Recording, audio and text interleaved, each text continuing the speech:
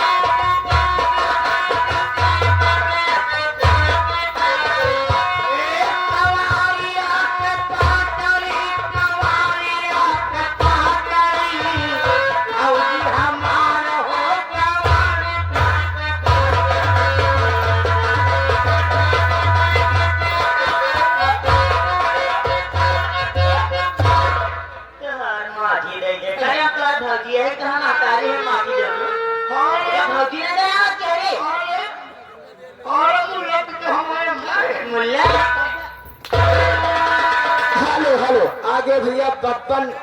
Light house भैया 51 रुपए का पुरस्कार दे। पार्टी धन्यवाद करती है बड़े भैया को। हम दूसरे के कहे में आते हैं का करिए नहीं चीज को मास्टर हमें सिखाए एको सिखावत है तो का चुप तो बहुत सी करते क्या कैसे आएंगे क्या काम किया थे वो तो सोचा था कि माई के भौजी बना ले। एक बार बताया ये बताओ बेटा आज सारा दिन बीत गया सवेरे से परवाह हो गया है तोरे सबूर ना हो इतना मारना ठीक हो जाए। आगे भैया बबन मिश्रा जी जो कि सैनीपुर ग्राम सभा के रहने वाले हैं 21 रुपए का पुरस्कार पार्टी धन्यवाद करती है बड़े माफिया जी को। हम ये सोचत के क्या सारा दिन बीत गया सवेरे संध्या हो गया लेकिन हमरे कल बेटवा आज हमें लगे नहीं आए कहाँ चला गया है? अम्मा धनतेरस के दुकान देखा देखिए आया धनतेरस के दुकान देखा है दुकान देखेगा है कुछ खरीदे गए है कहाँ मांगी जाएगा खरीदे बाद अम्मा 12 घंटा घूमा हो जाए आज वाली जो बढ़िया चुनौती देखा चिरौटी हाँ तुम चिरौटी का हो गए बच्चियाँ करे सोच देखिए तो बड़ी बच्ची रह गया कसम भगवान माँ और सारा दिन देखा पड़ा है जो सामान देखा रहे कौन कौन सामान देख के आया तो बढ़िया सामान देखे रहे हमें करे हाँ हमारे स्टील के मूसा रखो रखा मूसा वो कहाँ हो गए हम कहे लकड़ी वाला जमाना चला वो सारा स्टील वाला मूसा आ गया कसम भगवान के उन बढ़िया चल छोड़ रही बटुल में डावल है क्या हम सोचत की का बात में नजर नहीं आवता है जब तो सारा दिन तो घूमे निखर कर कहा तो हमें लगे हुए कर गए सब फ्री सामान थोड़े बड़े देख रहे हैं। अच्छा तो बढ़िया से पीतल के चट्टू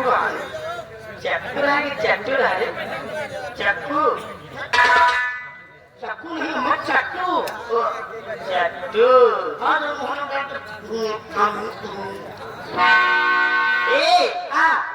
ये बतावा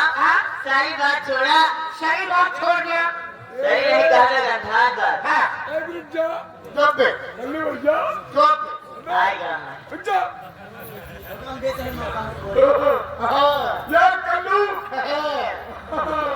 हेलो आगे बब्बन भैया 0315 जी 21 रुपया पुरस्कार पार्टी धन्यवाद। यार कुछ भी हो तुम्हारे अम्मा है बहुत टाप फौजी साहब तुम्हारे अम्मा का मोबाइल नंबर मांगा था फौजी मांगा था हमारे अम्मा का टाप है तो का ज्यादा नहीं करा और तो कम है कहीं तुम्हें ज्यादा नहीं करा सारी बात छोड़ा आवाज चली जाए टाइम पे देखते हुए हाँ समय के अनुसार कहना क्या है क्या कहना चाहती हो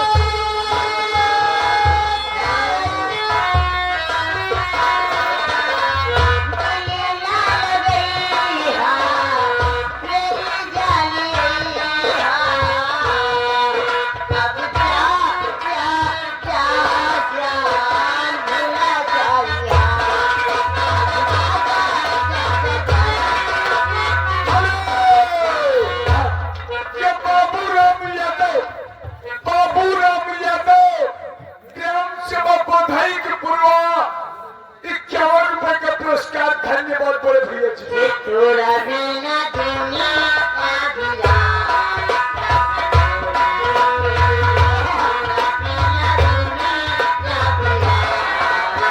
हेलो हेलो आगे भैया पुतल श्रीवास्तव जी दर्दपुर निवासी 51 रुपया पुरस्कार कहा था भैया पूरा गाना हो चाहिए। ठीक है भैया पूरा हो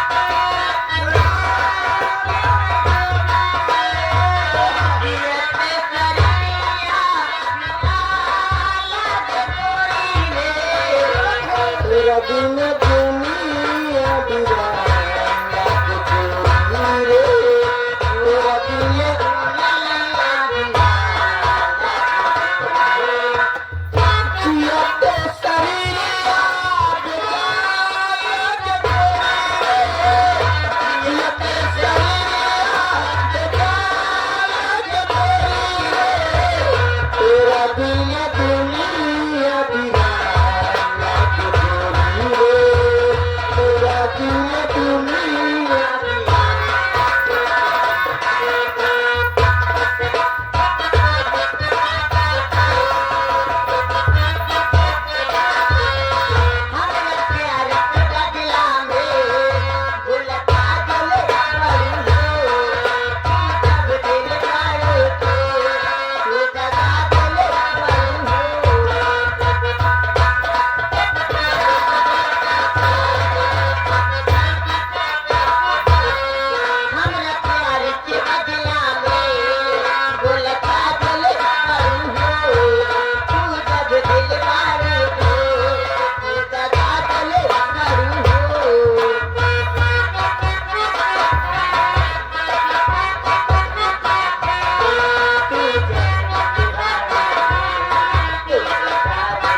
अरे जी फरमानी भगत जी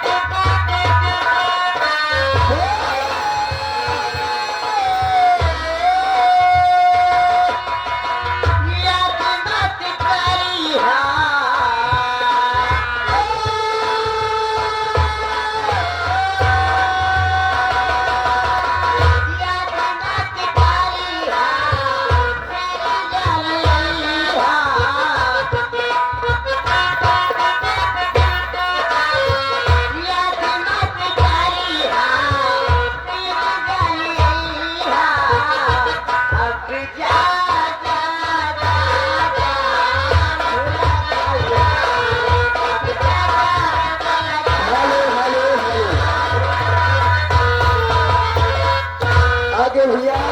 मानो श्रीमान जी